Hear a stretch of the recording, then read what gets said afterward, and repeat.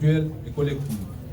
C'est le moment de remercier nos avocats qui se sont battus comme de beaux diables, intelligemment, avec éloquence, à plaider non coupable pour le président Aliouba parce qu'ils ont estimé que toute la procédure a été biaisée du début à la fin. Que sur la forme, mais également sur le fond. Parce que quand on voit sur la forme, comme on dit en droit, c'est la forme qui commande le fond. Sur la forme, la manière dont le président a été interpellé ne répond à aucune forme.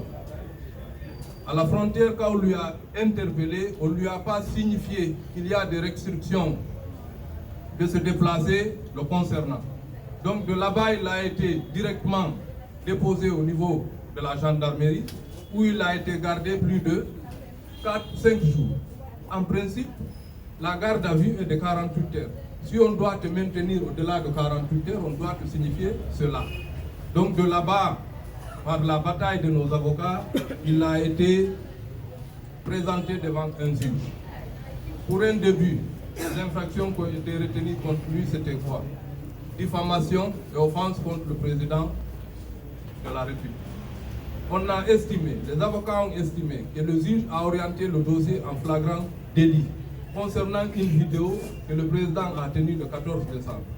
Alors que quand il s'agit de flagrant délit, il fallait qu'au même moment où tu es en train de commettre l'infraction, que tu sois interpellé. Pourquoi attendre après des semaines pour l'interpeller de façon illégale? Donc vous constaterez que sur toute la forme, que ce soit le fond ou la forme, tout est biaisé. C'est ce qui a fait que les avocats ont interpellé le juge sur un certain nombre de questions pour dire que la décision qui a été rendue est illégale. Donc, les avocats sont en train de se battre parce que nous ne comptons pas se limiter là.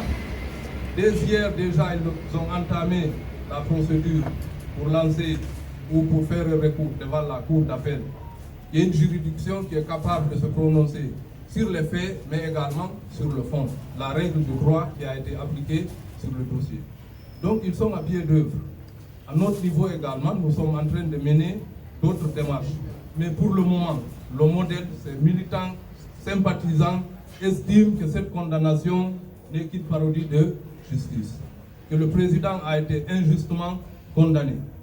Et nous comptons continuer la procédure devant la cour d'appel et nous espérons que les magistrats de la cour d'appel vont dire le droit. Au-delà de ça, nous comptons saisir d'autres juridictions de la sous-région parce que la Guinée est pays signataire de beaucoup de traités internationaux qui sont d'ailleurs applicables sur le plan interne. Donc voilà la situation qui concerne pour le moment sa condamnation. Est-ce que le modèle envisage côté bataille judiciaire pour donner suite à cette condamnation que nous estimons injuste et illégale? Donc je vous remercie. Vous partagez avec l'opinion publique nationale et internationale les actions concrètes que le modèle en tant que parti compte mener.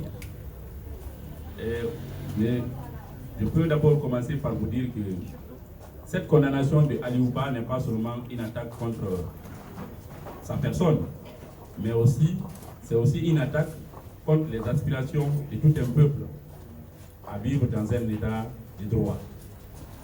Pour ce faire, nous avons toujours dit que le modèle certes est une force pacifique, mais déterminée à résister contre l'oppression. Pour donner une suite à notre lutte, à notre combat, le modèle envisage d'organiser des sittings au siège ici, des sittings de dénonciation, et pour que nous puissions continuer à maintenir la dynamique et à remobiliser les militants et militantes autour de l'idéal. Aussi, il y a des sittings qui sont prévus au niveau des représentations diplomatiques à l'international et aussi national. Il y a aussi des sittings qui sont prévus au niveau des institutions internationales, au niveau aussi des organisations de défense des droits de l'homme. Parce que nous avons constaté que, le procès de M. Aliouba a été instrumentalisé, la justice a été instrumentalisée pour des fins politiques. Donc nous comptons encore redoubler des efforts. Nous restons et demeurons encore déterminés pour que la Guinée continue à être véritablement un état de droit. C'est le lieu pour nous d'appeler le peuple de Guinée à l'unité et à la mobilisation. C'est aussi le lieu pour nous d'appeler les militants et militantes du Parti moderne à la mobilisation, à la résilience et à l'unité. Nous ne comptons pas baisser les bras, nous ne comptons pas nous laisser faire. C'est ce message que j'avais aussi à passer en termes d'action prévue par le Parti moderne. Je vous remercie.